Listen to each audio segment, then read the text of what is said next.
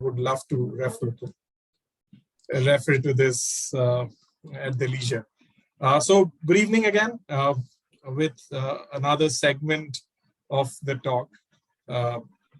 I think from last talk that we had, this is completely a different area that we are getting into again, which is around the marketing strategy side of it. One important aspect is, because I think the marketing landscape is changing quite a bit, and it has. I mean, it's a secret which everyone knows, but the secret which most of us may find it difficult is how to cope up with that. How to ensure that we are able to well leverage from the old school of marketing, which was relevant then, and perhaps the concepts are still, to probably the new age marketing in terms of our reach out, what could be the strategy. So I think the objective of this session really will be twofold, and Suhasini will be able to add more value, I'm sure. One is just to understand what was versus what is and what will be maybe, and how to cope up with that. Also, while we are consulting some of our customers. And number two is maybe for our own selves, because one of the critical aspects, I'm sure for all of us, is to reach out, to have to do our best in terms of putting our best foot forward. So in that regard, how can we probably learn on some of these aspects? Someone talking to us, and all of you know, you see Suhasini, she, I think, comes with a wealth of experience herself. She is running, I mean, she is an entrepreneur now, and she is running Market Access Consulting, which obviously provides work in similar areas around the strategic marketing aspects and training, to also B2B brands. So I think that nuance is completely different and very relevant to us, maybe. And until 2015, I think she was chief of marketing at GS Labs. And she's also been part of British Trade Office, where I think she was based out of Pune. She still is, but she was working very closely with the British High Commission to coordinate and look at investments for UK from here. I think one of the other important aspects is she was awarded the 100 most influential marketing technology leader in Mumbai, December 2015. And one thing which I would also personally like to know more about is, she's an author of a book. It's complicated. The story in itself is quite complicated, because it seems it's a Facebook post as well. So please elaborate on that. That's quite interesting. So with that, I think we are good to start. We're really looking forward to the session. Couple of things, since it's a very closed door audience. It will be more interactive. Please put forth your questions or maybe thoughts in the chat box. Periodically, as suitable to Suhasini, we will maybe coordinate and do a quick Q&A. So I will coordinate that, and if you wish, you can also speak to her directly, and then maybe we can do it that way. The only thing is, please put yourself on mute till then. And whenever you want to speak something, just let me know, and then we can chat. This session will go on till about 6:50, I guess, 6:45, 6:50. Post which it will be all dedicated to our interaction and Q&A, etc. So that said, Suhasini, all yours. Hey, thanks so much. Thanks so much, Chandan. And yeah, wonderful to meet the profile of people who are here. I know extremely senior, extremely accomplished in their fields. It's an honor to be here on the first day of the new financial year and April Fool's Day. Both are great honors. So you know, I would like to, I do have some slides, but I'd like to just understand, since this is not a very large group. I think I don't know how many people do we have, about 20? About 15 currently. 15. Okay. So if you all could just like maybe give me like a couple lines about your sales and marketing challenges. Maybe we could just have a quick one. Whoever feels that they would like to share something, because I'll just make sure that my talk and presentation kind of connect back to those challenges. So I'm happy if anybody would like to discuss that. What is it? Is Is it building a brand? Is it creating awareness? Is it building a sales team? I mean, any challenges that you all have faced or are facing and would like to be addressed would help to connect. Yeah. Sure, sure. So maybe I take the lead in terms of my own experience. So what I currently do is I work for a risk management consulting organization. My responsibility is to develop the business across the globe. Typically, however, it has to be a more pointed way in which how we move forward. The challenge is in today's time, I mean, the nature of our product is very physical in nature. I mean, you have to be there with the customer. It can't just be done over the web or something, because there are multiple stakeholders, let's say in a bank scenario. And to really reach out to them, to set up a discussion first remotely becomes a challenge. The first connect becomes a challenge most of the time. Okay. So that is what I would say. Sure, sure. There's some lady's voice in the background who's speaking, which is probably not related to our group. I don't know, from somebody's line.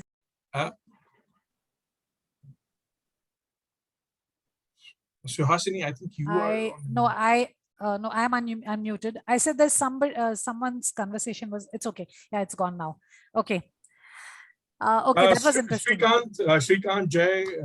Anyone else would like to discuss the challenges? Because the one that Chandan shared is typically felt, especially in IT companies, which are focused on targeting US and other overseas geographies. And we keep hearing that, oh, the local competition there is playing golf with our target customers, and we always feel, okay, what do we do? Because how do we really reach out? And so we'll address that. It's a very interesting challenge. Any other challenges that anybody would like me to kind of cover today?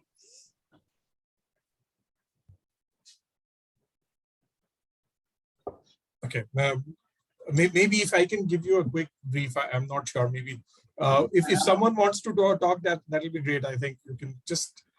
It may not be a challenge. It may be some experience that you're facing as such, or maybe some sort of a anecdote from the current assignments or your previous assignments you're doing. That will be great. But I do. Chandan, I have one point. Yeah, sure. Anil will come to you. Shrikant, please. No problem. No problem. I take up consultancy assignments with the SMEs. You know, SMEs are, they say, the backbone of Indian industry and things like that. The major problem that each one of them faces is the mapping of the market. They don't know how to find new customers, where to go, and what kind of effort needs to be directed to get more and more customers. And so we need to have some kind of a method to find the customers from various domains for these SMEs. Okay, and so they have limited resources. You know, they don't have resources like the big companies. Most of it is basically a single person acting like a Durga with 8 hands, getting the customer and getting the payments also. So they have different challenges. Sure. Okay. So this is something which I do for some of my customers. So yeah, definitely happy to share experiences on this. Okay. Right. Anil, you had something. Yeah. Hi. Thank you for this opportunity. Suhasini ji, hi. This is Anil Patil. Basically, I run a company called Sprout India Private Limited, and we are consulting into agribusiness and agriculture domain basically. So today I'm here. Like I have few questions, or I have few. Let's say suppose some things. I thought I'll just discuss on here. Like, you know, first of all, first thing is that how to make a brand as a consulting business. So that's my first concern or question we can say. And the second most important question I have or concern I have is, like, you know, how to scale the consulting business. Okay. Because we are running since last 10 years. We are about, like, you know, 12 to 13 people. I have like, you know, consultants under the roof. But here, what could be the right strategies to scale this business, okay? In terms of area also, in terms of revenue also. So those are the questions I just wanted to ask. Yeah. Okay, so thank you very much for the participants who shared challenges, because it gives me a chance to make sure that those are covered in our talk. And with that, I will actually start my session. There's one more question that's on the chat from Sure. Sunil. He's asking how do you get the best out of Google Ads? So I think that's just we may touch that in passing. Because that is very technical and very, but we'll cover that during the course of the talk. Yeah.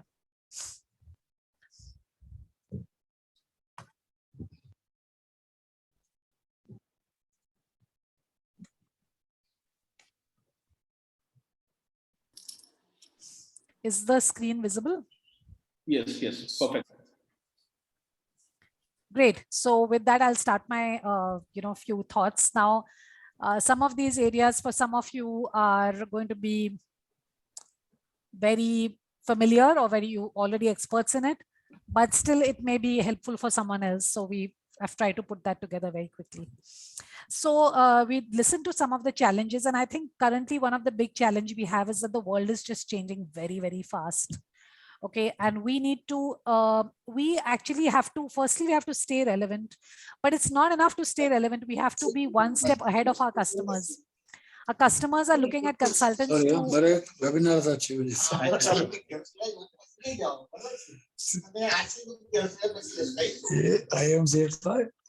I'll just have to hard mute. Marketing. 1 second. Entry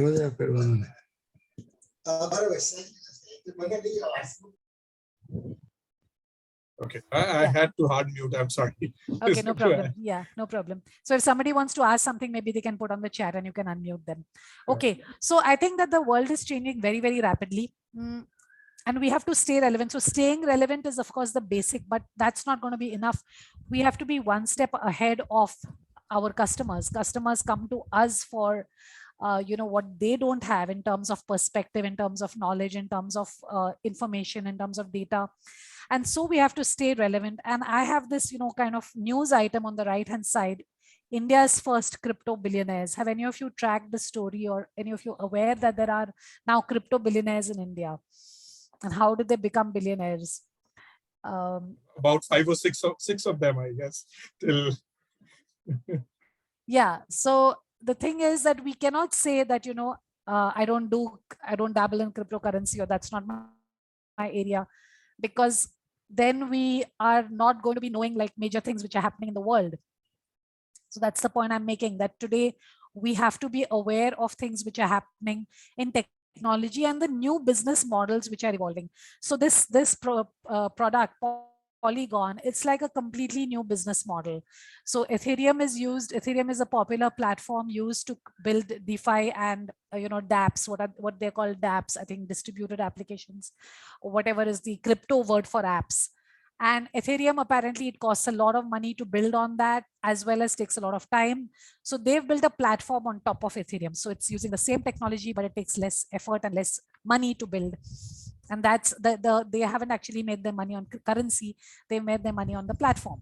So, I mean, are we even aware of these things? And are we really, and I don't blame anybody for not being aware of them. I think all of us are kind of maybe out of touch with some of these things in various scale, but we need to be a little more, we need to be aware of what is going on in business and technology, and it's becoming challenging. Okay, so we have a rapidly evolving technology landscape. We have new business models. I think that's one of the challenges. Then with the post-pandemic scenario, there has been a great increase in remote working and in dispersed teams. And I know that certain business models, for example, certain HR training models, they are struggling to find relevance, that how do we even get people into a room to attend a training? So what do we do now? So that has changed things as well.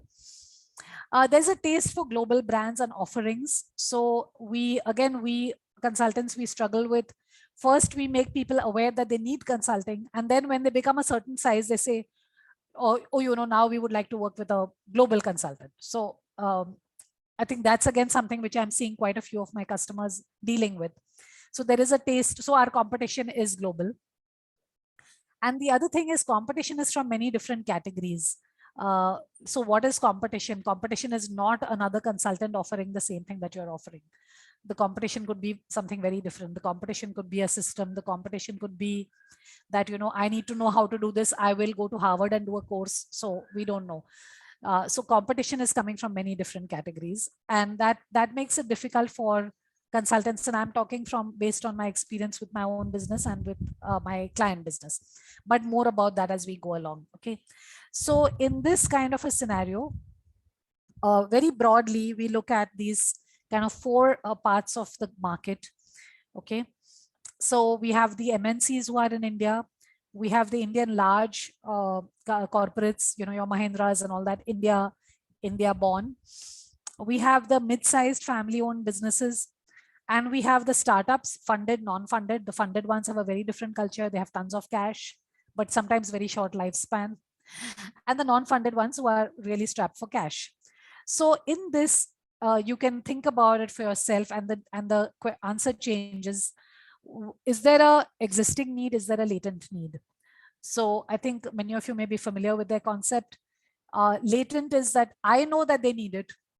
Okay. I know that, for example, startups need marketing strategy from me, or I know that mid-sized family-owned businesses need marketing strategy or marketing services from me, but they don't know that they need it, right? That's a latent need.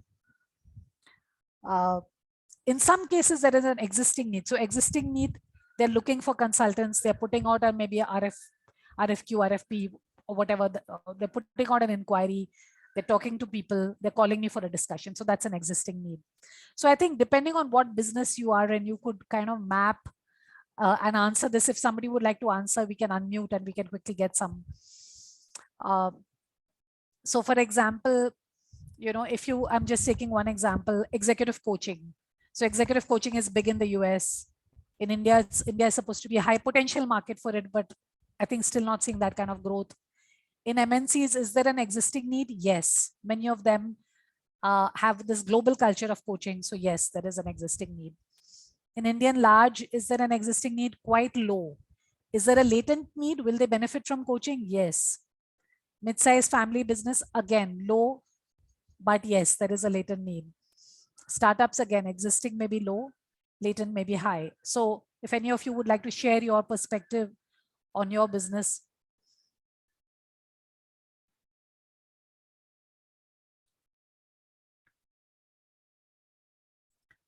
For marketing services, my work, I think from, from mid-sized family-owned businesses to the Indian large, the existing need is quite high. They say that they have a need.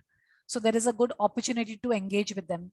With the MNCs, yeah, the internal teams tend to be very strong. So the existing need or the explicit need or the stated need for consultants may not be that high.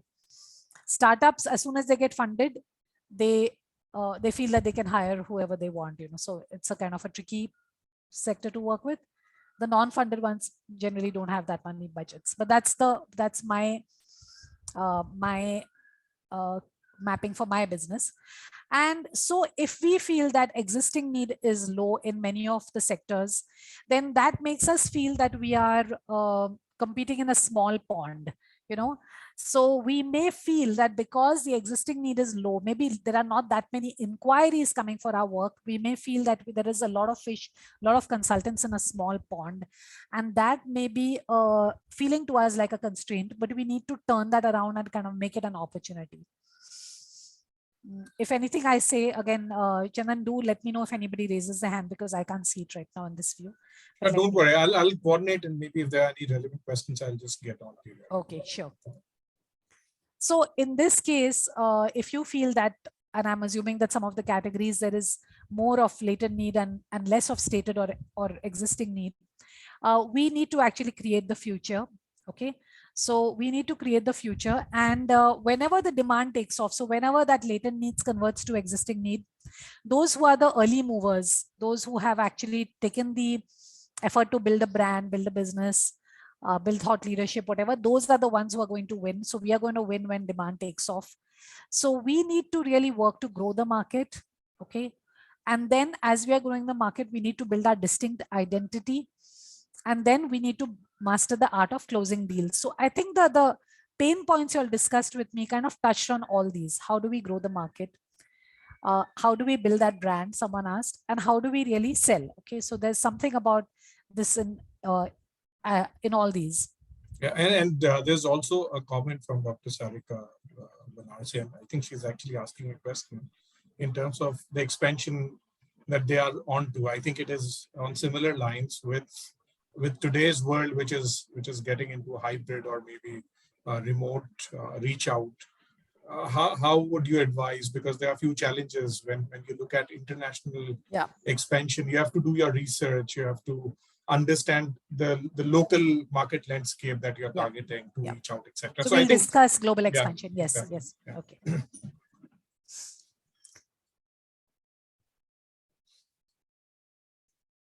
Okay, so we're going to look at work to grow the market. So the first point is, if you feel that there is competition and maybe not that much of demand, and you have a hunger or an appetite to grow your business more, then can you grow the market? That's my question. Any ideas on that?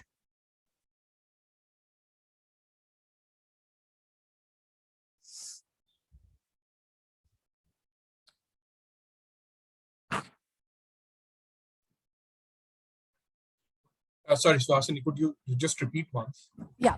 So I said that if we feel that, the maybe the stated need or the existing need is not that high, there's not that many new inquiries coming, and at the same time there's quite a bit of competition. So I said we feel as if we are a lot of fish in a small pond. Then one of the things that we need to do is we need to work to grow the market. So any ideas on what we can do to grow the market, to grow our market, our own market? And it's going to be different because each one of us is consulting in a different area, but some ideas. I think just picking something from what you also mentioned, there's a lot of latent need as well. So that is one, maybe identify that and try to have the right chords to touch there, because that won't be a cluttered market. We could look at maybe looking at other markets possibly, because the market which is flooded, just to give you an example, in my line of business, I think if I look at Middle East as my core markets, the UAEs, the Saudis, Bahrain, these are very prospective market. At the same time, it is flooded with all the global players. But as you get into markets like like Afghanistan, Iran, and you are able to serve them without maybe limited travel or with some travel, I think that's one of the area, because not many will be available there. I think these are the two, but I see there are many other people who have just put forth their thoughts on the chat. So yeah, Dr. Deepak says, look at other markets. Sunil says, recruitment ads is a good source of information for needs of prospective clients or increase value added product. True. So, yeah, so are you also looking at the chat? So, or maybe I just read it out. It's okay. I will go on. I think we're covering most of those points as we go ahead. Yes. So one of the things is to develop new segments. So if everyone is fighting in the manufacturing space or in the services space, there are sometimes other high growth segments which are untapped. Can you focus on, I don't know, whether you can focus on healthcare, whether you can focus on education, whether you can focus on I don't know, sports, so the reason I gave this is a screenshot from a US based company. So they're talking about operations consulting, but it's possible that if, in our group, if there are 10 of us, for example, doing operations consulting, it's quite possible that we are targeting manufacturing or services companies or BFSI, and that's it. So there may be new verticals that could be, and then it's also important for us not to have a portfolio where we've done one project for healthcare and another for education and a third for BFSI. I mean, I'm guilty of this because my business is still doing the same thing. But internationally, the trend is to show that sector specific or vertical specific specialization. And you could actually grow that, because maybe currently hospitals are not considering operations consulting. But here is an international example of somebody who's focused on that. So there may be new high growth segments which are yet untapped, and that's why the competition is lower. So that could be a strategy. And also just to add, Dr. Pradeep Desai, thank you for that. Even one of the areas where IMCI also works is since there's a consortium of consultants who focuses on different areas. So this also gives an opportunity to collaborate, maybe to come across, work together. I mean, that's another area perhaps. Yeah, partnerships is something we'll be discussing. Yes. Absolutely, yeah. So that's one way to grow the market. Then yes, new geographies. I think what you said about the Middle East, I have seen the same thing in India. It's like you can go beyond the metros. You can go to the, of course, the Pune or the Jaipur and the Bhubaneswar or the, so many other places, Bhopal, Indore, and all of them are offering growth potential at some level. Then we had somebody here talking about agriculture. So then there's the whole rural marketing part. So there is so much to do in India when you really move away just from the, focus on the metros. And then internationally, yes, USA, Europe, Africa, Middle East. Okay, these are just some random words I put here. About going international, one of the things is, that partnerships could be one way to go. So someone who can get you that reach to the market, that's important to consider always. There's like, you need a very well thought out program for that. Define who could that partner be, what's the value proposition for you, for them, and reach out to them and kind of sign them. Now, remember that having a partner signed up with a contract drawn on the file is only the first step. A lot of people think that because of that, the opportunities will come or the sales will come, but that doesn't happen. You need to have multiple partners on board and then, motivate them and work with them, and some are going to start selling. So partnerships is interesting, and the partnership doesn't always need to be a sales partnership. It could be a joint go-to-market, and we'll discuss some more concepts around that. So it's not always somebody who's just sitting there saying, wait, I want to sell for you and I'm going to only earn commission and I don't want anything else. That's a best case, but it doesn't always happen. So partnerships is important for global. Then the other thing is that when it comes to, not being able to always be in the market, it's expensive to have a sales office or to have a representative there. It's not even always productive. You can actually invest that money and not get results. It's happened to many companies. So that's why digital marketing becomes important. And how do we really stand out in digital marketing? Today, it's actually more or less content marketing that's doing that. So content is what will help international customers to find you and to reach you and to reach out to you and create that kind of inbound, what we call inbound, or what we call pull. Create a pull rather than you having to push all the time. However, some push strategies work well. Email marketing still works well. Now, email marketing in India is working great for us and our clients. It's a challenge internationally because of laws like DGPR. So, I mean, I can talk a lot about succeeding in international markets, but given, everything else we have to cover, I'm just going to say a few things. Do think about email marketing, but internationally, you need to have what we call permission marketing. The person has to have given you permission to be in your database, because you cannot just email somebody cold because of laws like GDPR, which is in Europe. But in America, many states now are also passing similar laws at the state level, not at a federal level. Okay, so that is as far as email is concerned. It's low cost, it's effective. Digital marketing, yes, very important. And we will talk about social media, and I will give you a quick demo on some LinkedIn best practices. There, the heart and the engine that drives everything is content. So showcase your expertise, showcase your knowledge with content at a consistent and high quality and consistent. So it can't be I wrote a great book or a white paper once in 3 years or 5 years or once in 6 months. No, you need to write something short but good, high quality, like twice a week, thrice a week. So that's what is working again for a lot of people that we see. And that drives everything in digital marketing. It will drive your SEO, it will drive your email marketing, it will drive your social media. Okay, somebody asked a question about how to get Google Ads to work. I'll spend just 1 minute on it because it's highly technical. But yes, correct targeting, knowledge of the correct keywords, good landing pages that convert, and a good website. You have to get everything right. You have to have sufficient budgets. In fact, these days we don't even recommend Google Ads for people with low budgets because it's not working. It is just not not working. So I would say you need to have sufficient budgets. You need to be able to spend a month or 2 months in testing before your campaign settle down, and you'll start getting leads from month 3. Having very low budgets on Google Ads doesn't work. The money is just kind of evaporates. What does work, what can work is simple LinkedIn in-mail marketing, sponsored in-mail. That does work. That works even for SMEs. Okay, so here are some quick things that I could do in this short time. Is that all right? Can I move on?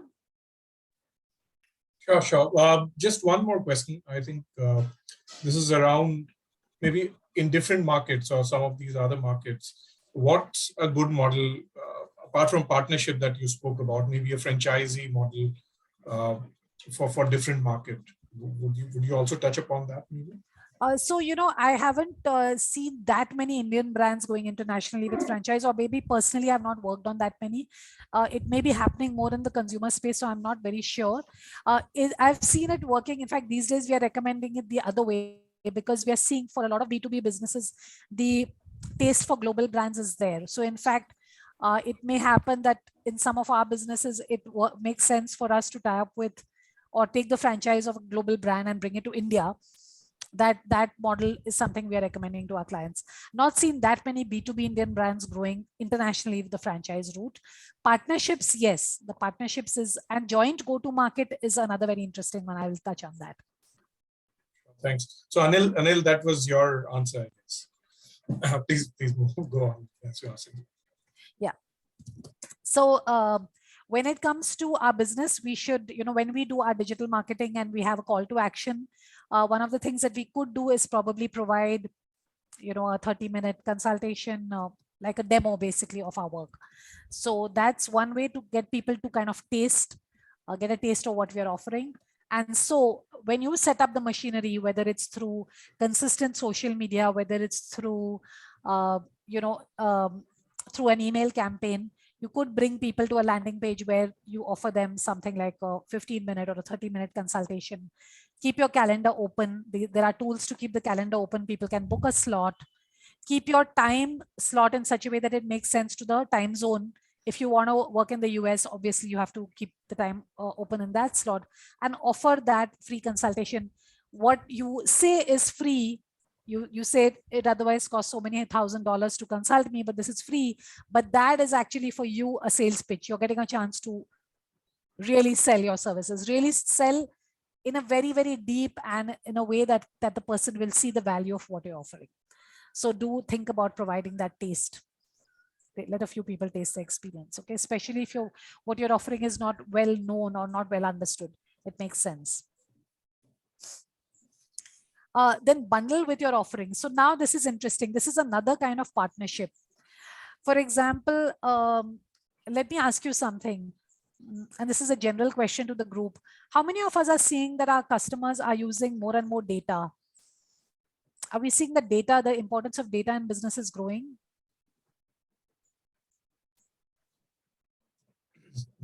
Yes, I think that's a uniform answer from everyone.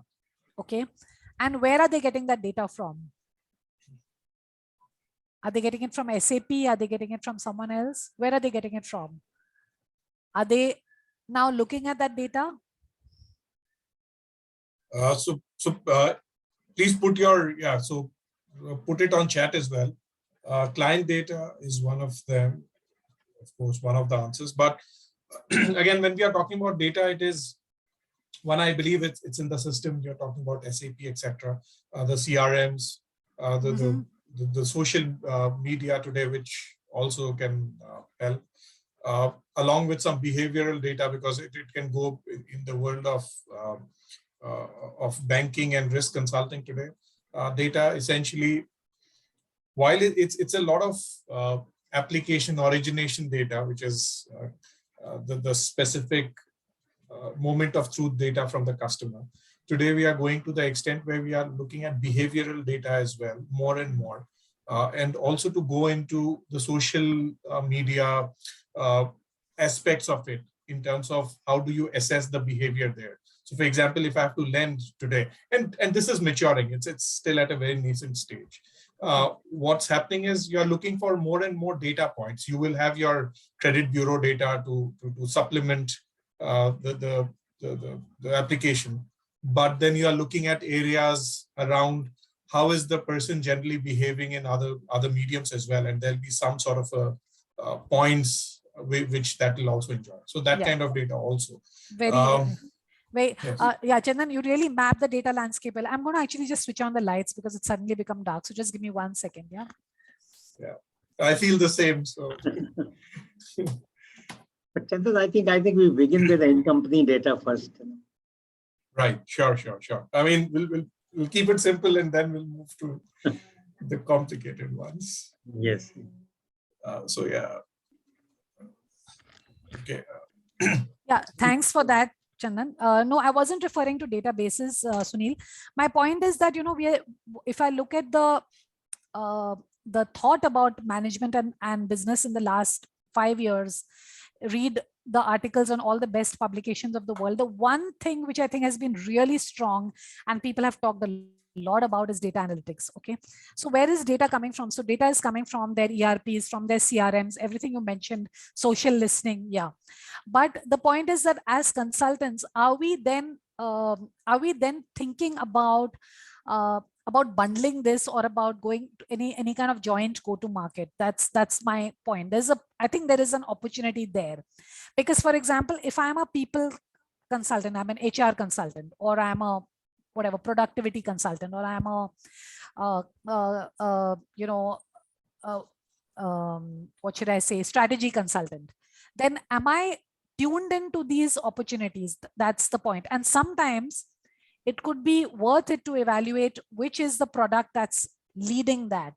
So if it is, for example, Microsoft Power BI that people are really using to visualize their data, or if it is Tableau, then sometimes it's worth considering a joint go-to-market with some of these products. I'm talking about the world-leading products. I'm not talking about the products where, again, you have to start by building awareness and so on. But sometimes you could map your consulting business on top of this, either having, adding a consultant who knows that particular technology, or taking taking a partnership, because all of these have their partner programs. So partner programs of some of these software have also worked really well for some consultants to scale their business. That was the point I was making. So if anybody would like to debate that, I'm happy to talk about it.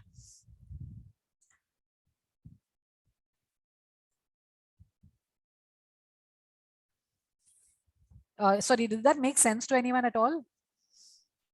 Oh yes, I think quite relevant, because today we are talking about a combination of data. It's just not one. So yes.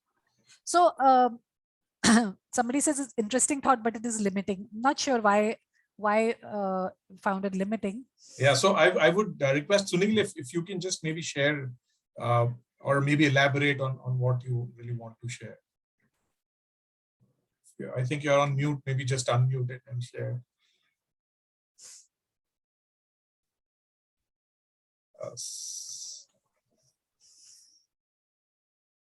Sunil, if you can hear us, please do. Okay.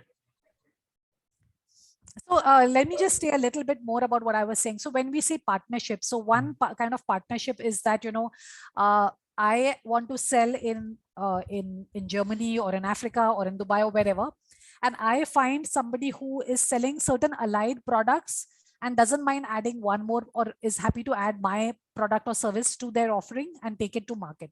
That's a kind of a we can call it a channel partner or a sales partnership.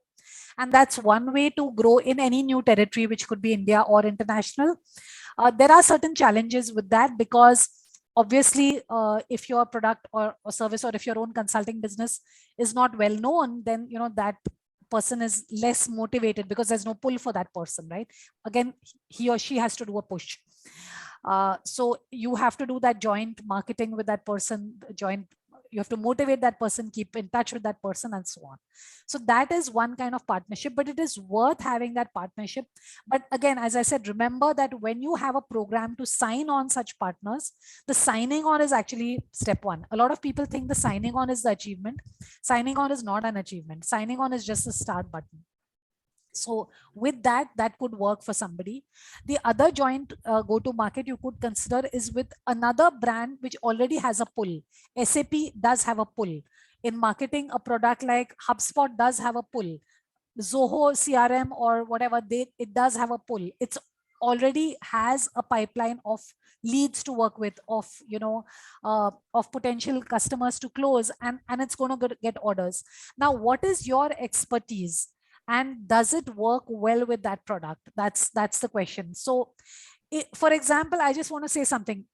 If I am an HR consultant, and I'm not an HR consultant, not even an HR expert. So if there are any HR experts in this group, I request you not to take offense. But if I am an HR expert and I am seen as being, soft, like I always talk about motivation, engagement, this, that, and they are going more and more into data, into something that's coming out of this, if they're looking more and more into, different kind of people analytics, then what's happening is my possibly I'm losing out on making more sense to them, being more relevant. Like, this is just a hypothesis. Instead, if I was to add that capability to my team, that, okay, if you have a Power BI installation, or if you have a SAP installation, then let's work on people analytics together.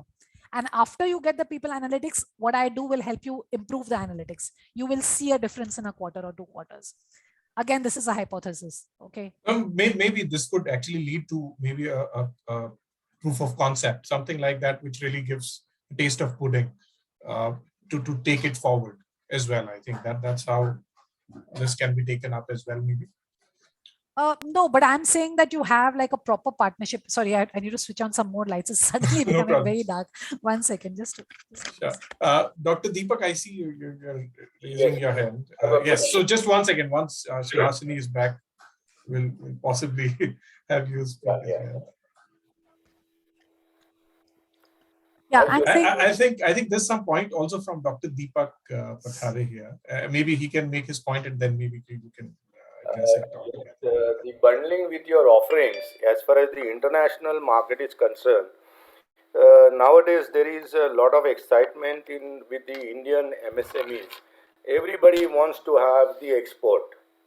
Everybody, they are looking for maybe African market, European market, US market, and many other markets they are looking at. But the question is, they themselves are not sometimes aware whether they are export ready or not. But there is a huge amount of wish that they want to export. In this, there is, if we find a person, an Indian person in a different country, for example, for example, in Germany, you have the person anchored over there who knows the language, who knows the culture, who has the office, who has the company there, who is mobile, who is able to work as a liaising office for an exporter from India. Suhasini, the question for you is, how do you see this opportunity for the Indian exporters? See, it will not change the fact that you're not export ready. So when you say not export ready, is it because of product quality? Is it because of ability to meet a schedule, production schedule? What is it? So if if that's the challenge, then the sales representative may help you to notch it up by saying, okay, this consignment is rejected, next time do better. But yeah, you still have to sort out those issues. The second thing is that, we wish for sales consultants, sales representatives all over the world who will work on pure commission. It's actually, sometimes you get them and sometimes you don't. So there is various challenges about that, because you're going to look for someone who has who's representing allied products. Some of those products may be very easy to sell because there's a great pull in the market. Your product is not known there. Is the person really going to go out and convince people? And he or she may. So if you're doing the right motivation, so support that person, provide enough marketing material, marketing support and motivation, and then it will work.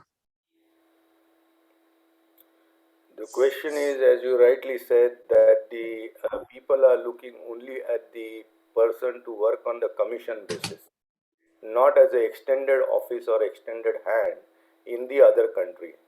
When they want to be in that country with their own product, they have to be on the land in where they want to sell their product.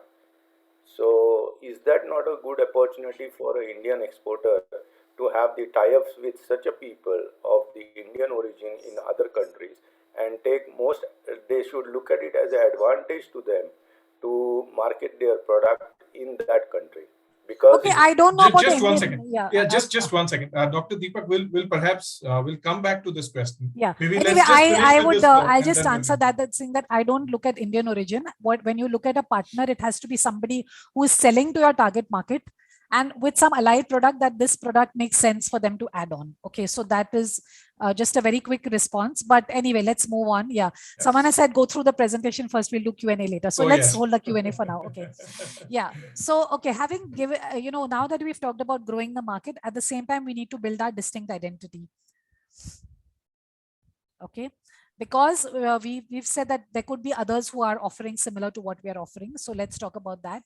How do we build that? So here, these are questions which were relevant for someone who said that, what was the question? Someone said that they don't know what they're offering or something like that. There was someone who made that comment. So anyway, this is important for us to have a very clear idea about what are we selling. Okay. For example, as consultants, what are we selling? Are we selling the availability of senior talent that is not available to that company? Is that what we're offering? Are we offering them to be able to reach their growth faster? Is that what we are offering? Are we offering that they will be able to do a lot more things at a lower cost? So are we offering cost savings? Are we offering growth? What exactly are we selling, right? Because I'm selling something per hour or I'm selling something per project. That's not what I'm offering. I have to be clear, what am I offering? Right? So what problems do we solve? That is also something that needs to be very clear, and it's changing. We started by saying the landscape is changing, business environment is changing. So the problems that we solve are also changing. So we need to be very closely attuned to that. Okay. Who is our customer? Yeah. So in who is our customer, we need to decide what is our ideal customer profile, and which is the customer that has worked well for us in the past, where the engagements have been profitable, who has a need, has the budgets, and sees the value in what we offer. So we should not plan for outliers. When I say outliers, I mean that suppose I've done great work for corporates, and then I've also done great work for one mom and pop store or something else. I should not say that my services are for everybody from mom and pop store to conglomerates. That strategy is no strategy. There is no strategy. So I should say that, yeah, the conglomerates have been a good segment for me, and maybe I can have another strategy for your mom and pop stores or startups or whatever. But we need to have that ideal customer profile defined as part of our sales process. And the same thing, of course, when we consult our customers, we need to advise them also on the similar lines. Okay. And what are the competing choices? Now, this is very important, which is what we discussed, that the competing choices could be people who are not providing the same thing that we are providing, but anything which is used to solve the same problem. Okay. So for example, I am a strategy consultant. Get me into your boardroom and brainstorm with me. That's my solution, but it may not be the only solution. The person may want strategy and may say, okay, we'll go in for more advanced data analytics platform to get more strategic insights. That could be also there. So it could be technology, could be a competition, or the guy could say, I am really reached my level. I haven't been to college in 20 years, and I think I need to kind of find a new way of thinking. So I will go to Harvard for whatever, 1 week, 2 weeks, 2 months, whatever. So that could be a competition. So it's the same challenge, but there could be, we probably never think that Harvard is our competition, but we need to understand that, because we need to understand what are we solving, what are the competing choices, and then we can present saying, hey, listen, of all the competing choices, what I offer is the best, and these are the benefits you get, and this is the price at which you get them. So this is a concept, jobs to be done. I'm sure many of you may have used that framework, but yeah, what is the job to be done? That's what is important. And if you read the jobs to be done case studies, it says that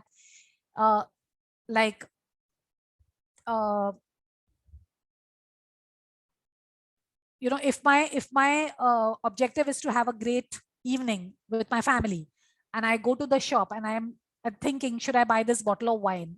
high-end bottle of wine, then what is the competition to that bottle of wine? Is it only the other bottles of wine which are kept on the shelf? No, it's not. Because I might just say, hey, you know, who will go home and then kind of make the dinner and lay the table and clear the table and, you know, forget it. Let's just go to a good restaurant. So now the restaurant is the competition for that bottle of wine. So this is jobs to be done, right? I'm sure many of you are familiar with it. So I think we need that clarity about our own businesses and about our client businesses. Okay. And what is your unique offering? Yeah. What is your unique offering after you've understood this challenge and this competitive landscape? So now as consultants, how do we differentiate ourselves? So there are ways for us to stand out. Yeah. Exceptional achievement. What have we done that is exceptional? Can we share those success stories? Like I said, what are we selling? Are we selling growth? Then can we share stories of growth? Are we selling cost saving? Are we selling higher people engagement? Are we selling you know, better talent retention? Whatever it is we are selling, can we show that exceptional achievement? Leadership in peer group. I mean, the kind of work that you all are doing, for example, in this group, and you know, when you take on positions in organizations like this and others, then you get noticed by peers and also by target customers. So leadership in peer group is also there. Online branding, yeah, very important today, becoming more and more important, especially with lockdowns and so on. Yes, are you doing that? And like I said, I'll give you a quick 5-minute best practices on LinkedIn demo later. But yeah, I think LinkedIn should be our primary platform, but we can also do stuff on others, like if it's relevant, could be Instagram, Twitter. They're relevant for certain markets. Facebook is relevant for some markets. Facebook works well for people, people hiring, people education. It does work well. Okay. Then writing or speaking with authority. So some people feel that if you are a consultant, you should write a book. I have a course published on Udemy. So that definitely helps to build authority. It's there in my email signature. And, you know, I didn't write a book, but I have that. And I think it is doing a similar purpose. So that helps. Awards and contests. Yeah, when it is relevant, you could enter awards and contests, or you could encourage your customers to enter if it's relevant to them. That is also helpful. And then showcase the value delivered. So remember to write those case studies, remember to write those success stories and get those customer testimonials. A lot of us, especially who are running our own consulting practices, we're doing everything. We are CEO plus janitor. So we often do not have the time to write those success stories and case studies. I'm guilty of this myself, but yeah, remember to write those, because that showcases value delivered, and try to bring it down to connected to the challenge and the objectives. So it's not that we did a 6-month engagement. That's not the point. The point is we brought down costs by 35%. We increased something by whatever percent. You know, internationally, that is the norm. It's challenging. You have to do some amount of measurement and extrapolate. That's what they do in the US. They measure something, they extrapolate. Okay, and they claim that. But yeah, that is when you're faced with hard facts like that, that projects are 40% more successful when they're done through us as compared to the average. Yeah, it's hard to beat that kind of a value proposition. So this is on differentiating ourselves. And then one more strategy, actually a sales strategy, is can you sell linked to a value? Can you sell something saying, okay, I will actually take some of my money based on your savings, your revenue, because that demonstrates skin in the game. And it is also a way to generate confidence in the beginning. So you could charge a base that covers basic costs and expenses, but you could make your money on the, you know, on that part, because that shows people that you are with them in that journey to growth. Yeah.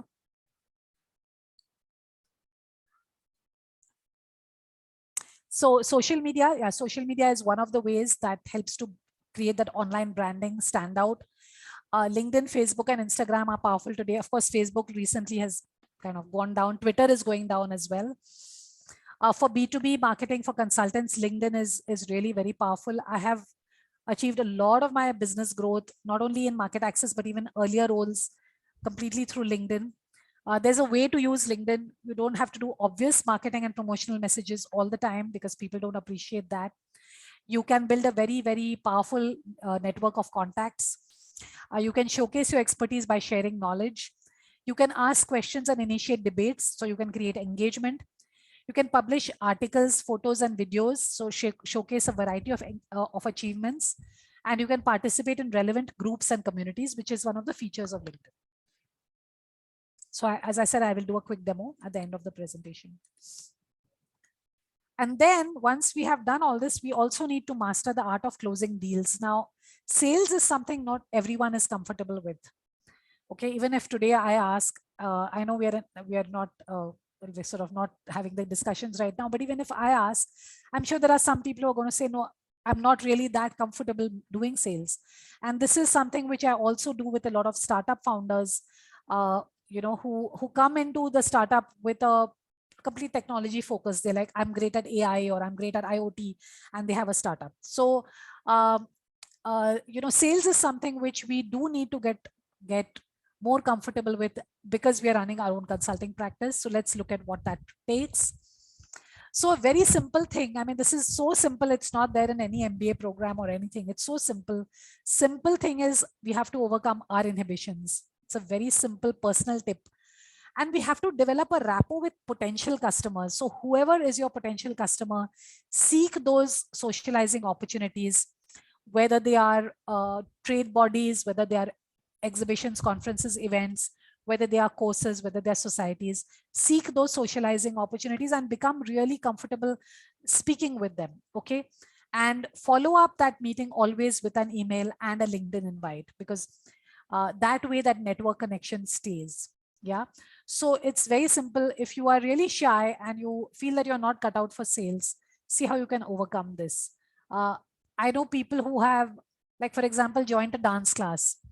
And why am I talking about joining a dance class in a marketing strategy session today? But I have seen that that completely changes a person's personality.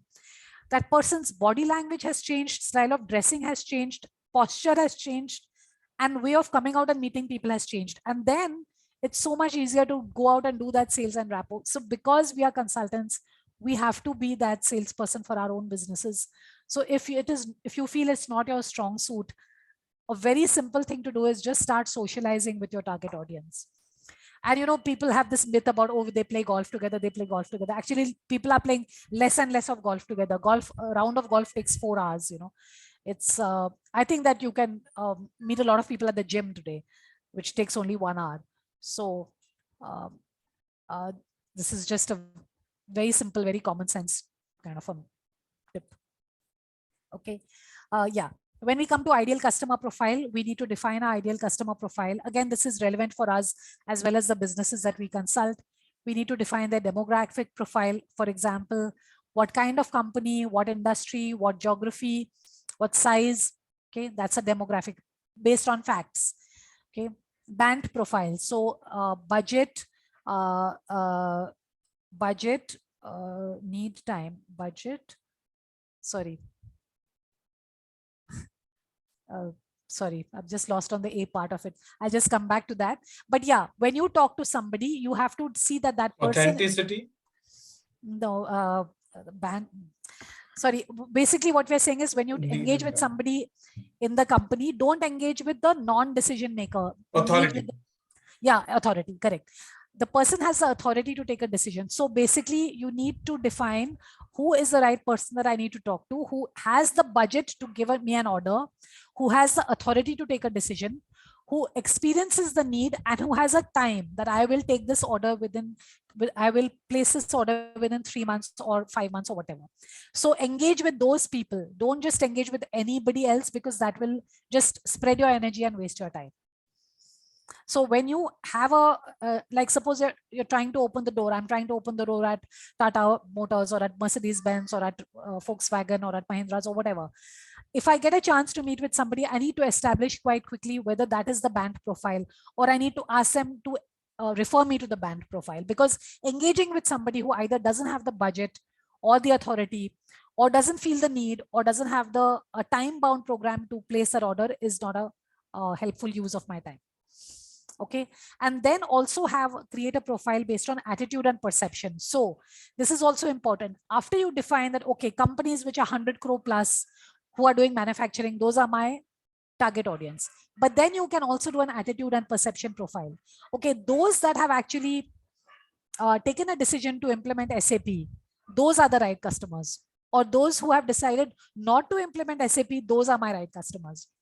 Or those who have decided to hire a very expensive, CHRO, those are not my customers. So take a look at that also, because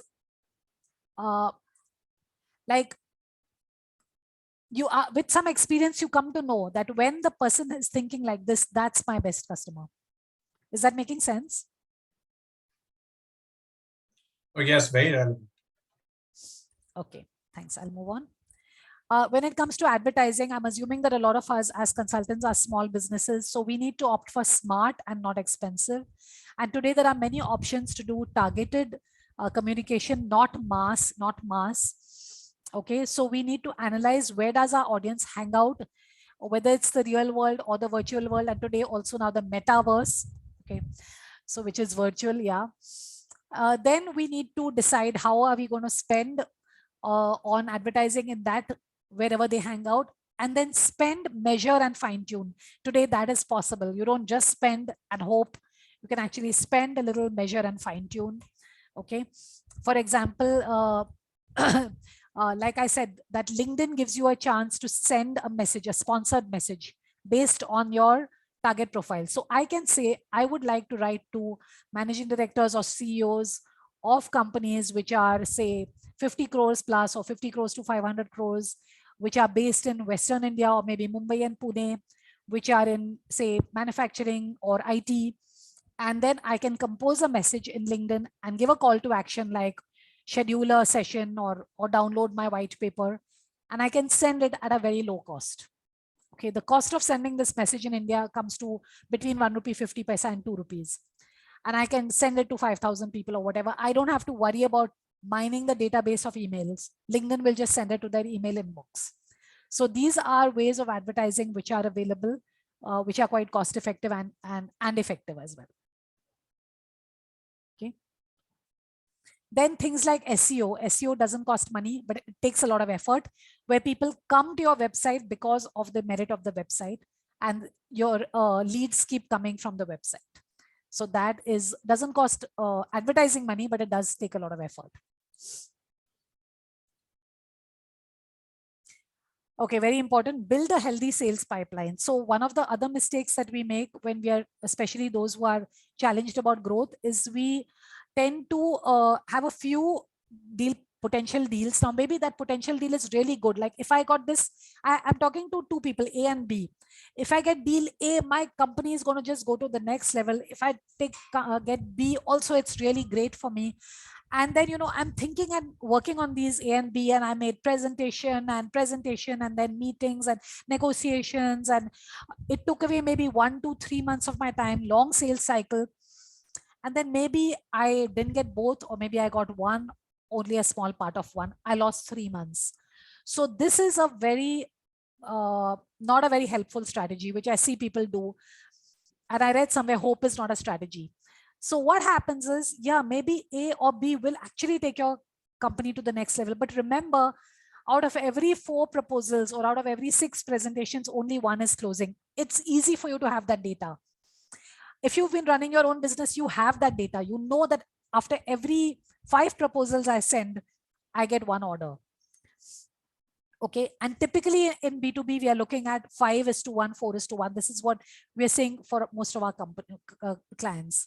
When you send a proposal, a really like a serious proposal, which has gone through proper analysis, people are closing 1 in 4 or 1 in 5. Very typical statistic. It may be different for your business, I don't know, but this is very average. So that means if you want that 1 which is going to elevate your company to the next level, or if you want those 2 contracts that are going to elevate your business to the next level, you need to be working with 10. But that's what we forget.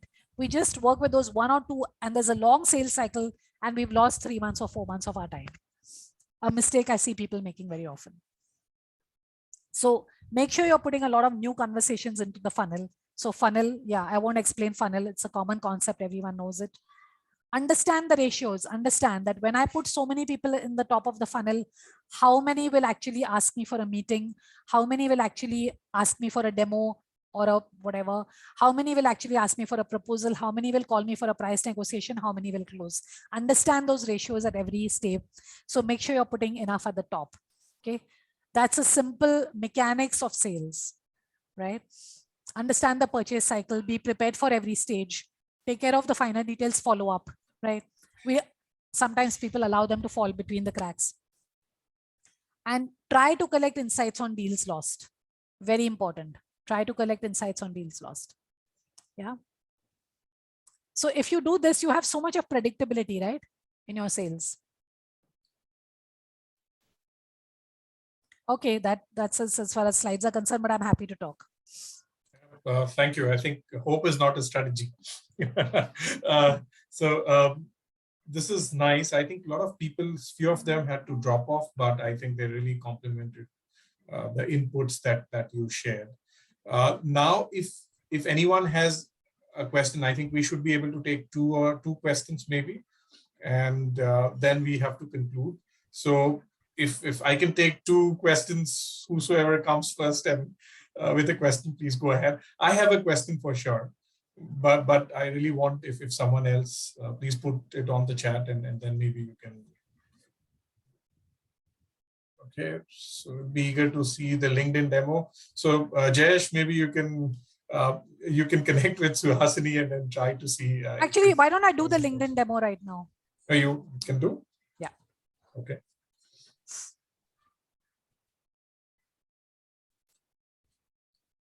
So that will eat up on the question time. Yeah, because people asked quite a few questions along the way, right? No, so that will really help. I think yeah, it's quite useful. So this is LinkedIn, right? As a consultant, our profile on LinkedIn is one of the most important pieces of real estate that we own. Okay.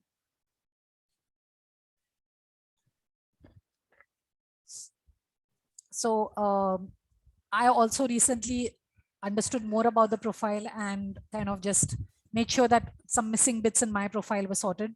So I'll take you all through that. So we get a chance to put a cover image here. So here, if you have a logo, do put the logo. You can have a photo of you at work. You can also list some of the areas in which you want to work. Okay, so this is not very elegant. This is shamelessly selling. Okay, so say shamelessly selling. Yeah. Okay. This title that comes below your name, this is very important. Make sure you put the key areas there in which you want to work.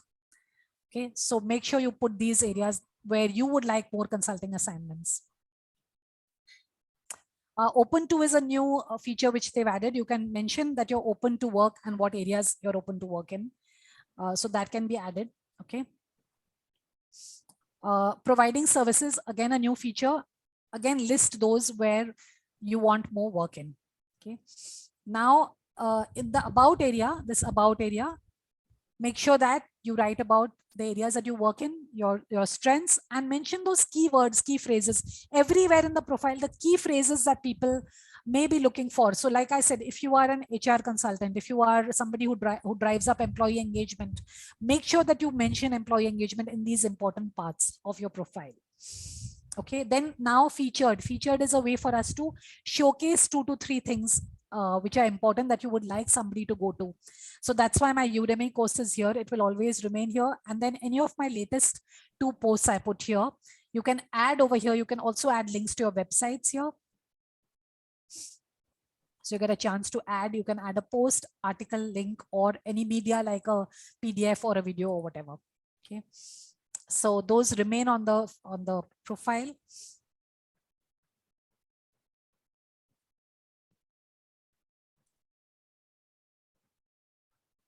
Sorry, it's a little slow. Yeah. Then activity, that's my post. Experience. Now, when it comes to experience, make sure that whatever you write, that links to a company page, if possible. If you have a company, make sure that you link to the company page and view as member. So this right now it's showing me the company page as admin. I'll switch to the member view. And here there is a link to the website. So these are important things. Okay. And I can't show you much about LinkedIn posting because we don't have the time. but I will just show you one cool trick, okay, to find opportunities on LinkedIn. So for example,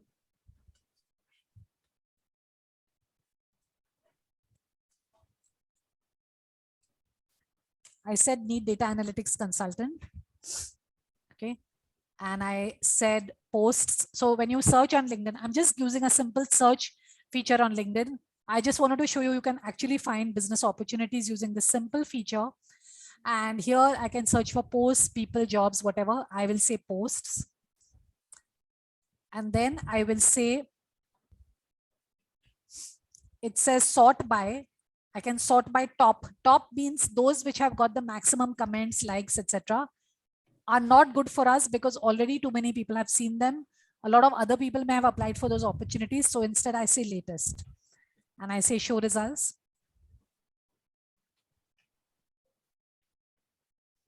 And in this way, you can actually find people who are looking for your work.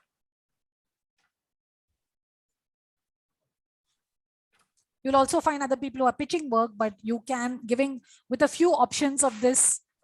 Sometimes instead of need, I say looking for, or I say, can anyone recommend?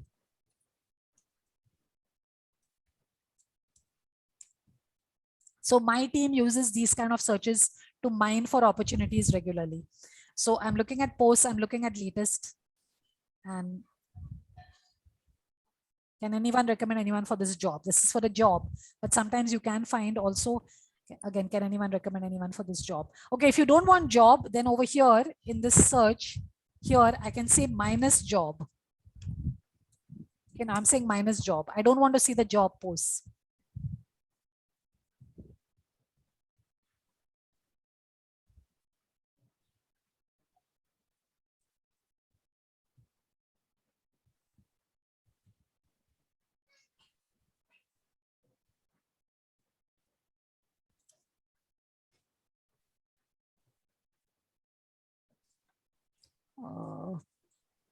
Okay, so there don't seem to be that many data analytics consultant requirements. So maybe I'll remove the word consultants and I'll say,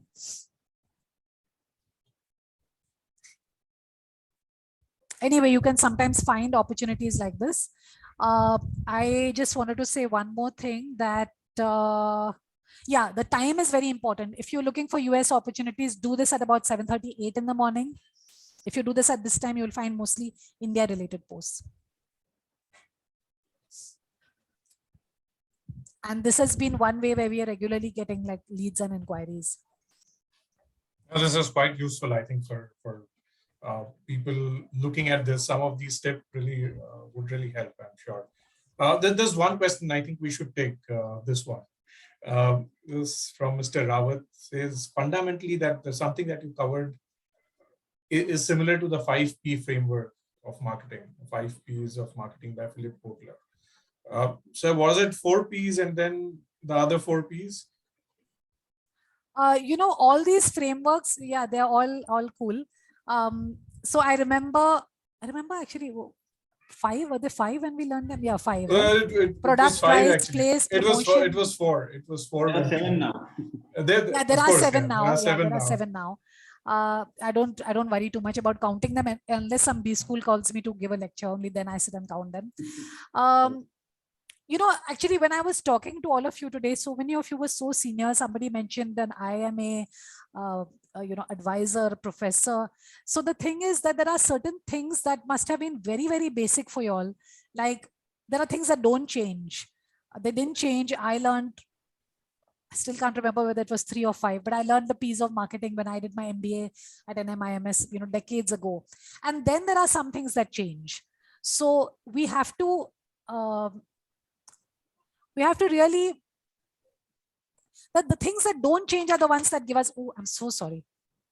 Sorry, I just, the things that don't change are the ones that give us clarity of thinking. So when what gives me clarity of thinking? It's my understanding, okay, the P's, you know, what are you clear about your product, price, place, promotion, whatever. But then I need to think, okay, now what's happening? What's happening on cryptocurrencies? What's happening on IoT? What's happening on data analytics?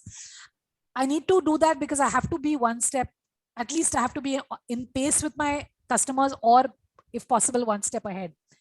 Today, you know, and I will say this proudly, I'm 55 years old, and I have clients who are 35 years old, who are educated in the US. So why would they talk to me? So it's not because I'm dyeing my hair that they talk to me. That's not the reason. The reason they talk to me is because I'm still able to say certain things which are relevant to them. And whatever is, you know, the basic frameworks, whether it's your Porter model or it's your Kotler and so on, those are there. They are kind of timeless and they give us the clarity. But we have to take that clarity and apply it in today's scenario. Yeah. I think quite relevant. The only thing is we can just go on and on. That time would be a challenge. Suhasini, thank you very much.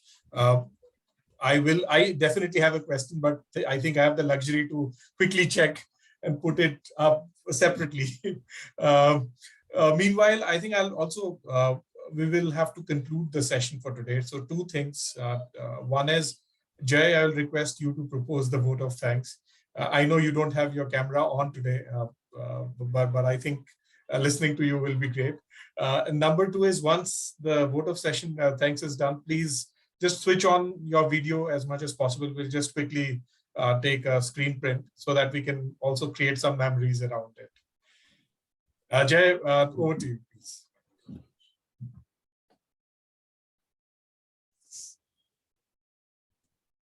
Yes, you want to take your shot first and then I'll say a few words? We can do it simultaneously, I guess. Okay, great. Time to market. Suhasini, you let out the cat out of the bag when you said you're 55, 56. I wouldn't have believed it. So thank you so much for a very, very, I think, comprehensive as well as a very insightful session. And I think the very fact that there are so many of us still on the line indicates that we were hooked to what you're saying. And I guess the passion was overflowing. That's why you decided to just, you went nonstop and you responded to all the queries that came up. So perhaps one of the things that I got from the session was, Chandan, you might need a special session only on LinkedIn marketing. Because, and I think looking at the guys who are nodding their head right now on the camera, they seem to be people who are maybe a little younger, maybe older than Suhasini, but all of us clearly are people in need. So whether it's the, you called it the authority, I think these guys have the authority, there is a need, as well as, of course, I think as far as you are the knowledge source. So a special session on that could be something which we might turn to. That's a very, very useful session. I've done it a number of times. I think for all of us who are digital migrants, there are challenges involved. And since you seem to have got not just your green card, but a citizenship in the new world, new digital world, perhaps you can, be the best guide for many of us. Thank you so much. And let's hope we can see you again very soon. Hey, thanks so much. Thank you so much. 1 second. I also want my screenshot. Yes, there she is. Well, guys, do smile because you're going to be on her LinkedIn page any minute after we close the camera, Yeah, that's the way Suhasini operates. So do smile. I do. Yeah. 1 second. Yeah. Dr. Deepak, I think by far you are the smartest. So this has been a very fun session, very high energy and interaction. I'm sorry if it was a little unstructured because it was very interesting for me to hear what you all were saying. I could, kind of tailor what I was saying to try and make sense to you. And thank you all for your participation. And the LinkedIn session, yeah, I'll be happy to conduct that because that's a session I've conducted for many, many corporates over many years. Now, I think more than 10 years I've been conducting that session. So it's a very, very useful, very helpful session. Happy to do that for you all. And enjoy the rest of your evening. Thank you. Thank you, Jay. Thank you, Suhasini. Thank you, everyone. Thank you. We'll see you again very soon. Thank you very much. Bye. Thank you. Happy to see you too.